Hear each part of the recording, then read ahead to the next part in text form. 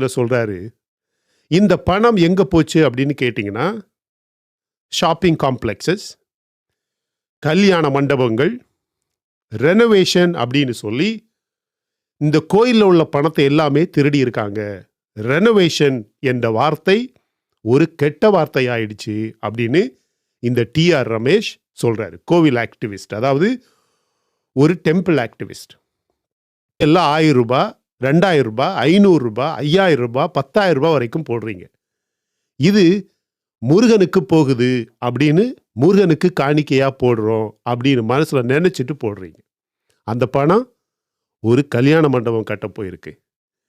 யாருடைய கல்யாணம்னு யாருக்குமே தெரியல. உங்களுக்கும் இன்விடேஷன் வரல, எனக்கும் இன்விடேஷன் வரல. இது பணம். அப்புறம் நிலத்தை பாருங்க. அறநிலையத்துறை அப்படின்னு ஒரு டிபார்ட்மெண்ட் தமிழ்நாட்டில் இருக்கு. அவங்க ஒரு அறிக்கை போடுறாங்க. எப்போ? கடந்த 5 வருடங்களில் ஒரு அறிக்கை போடுறாங்க.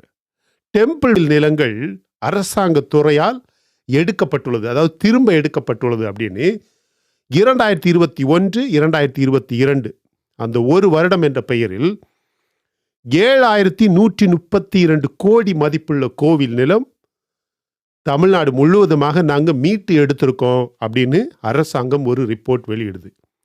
அந்த அறிக்கையில் ஒரு வரி இருக்கு, மை டியர் ஃப்ரெண்ட்ஸ். இந்த மீட்ட நிலத்தில் arts and science colleges, marriage halls, கல்யாண மண்டபங்கள் கட்டப்படும் அப்படின்னு அந்த அறிக்கையிலேயே அரசாங்கம் வெளியிட்ட ரிப்போர்ட்டில் இருக்கு. அதாவது ஆக்கிரமிப்பாளர்கிட்டேருந்து நிலத்தை நாங்கள் திரும்பி எடுத்தோம் அப்படின்னு சொன்னாங்க. இப்போ அந்த ஆக்கிரமிப்பாளரும் யாருன்னு தெரியல. அரசாங்கமும் போயாச்சு, புதிய அரசாங்கமும் வந்தாச்சு.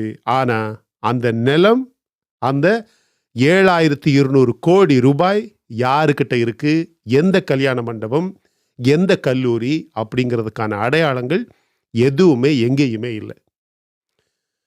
இன்னைக்கு இதே இந்த டெம்பிள் ஆக்டிவிஸ்ட் டிஆர் ரமேஷ் ஒரே ஒரு கேள்வி கேட்குறாரு. இதில் எத்தனை ஆக்கிரமிப்பாளர்கள் ஜெயிலுக்கு போனாங்க அப்படின்னு கேட்குறாரு. யாருக்கிட்டையுமே பதில் இல்லை.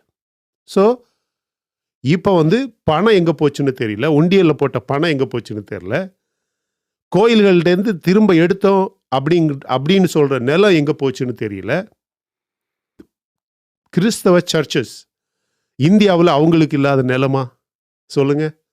லைலா காலேஜ் பக்கம் போயிட்டு அந்த காம்பவுண்ட் எங்கேருந்து தொடங்குது, எங்கே போய் முடியுதுன்னு அப்படியே ஒரு சுற்றி வாங்க, நான் சொல்கிறது உங்களுக்கு புரியும்.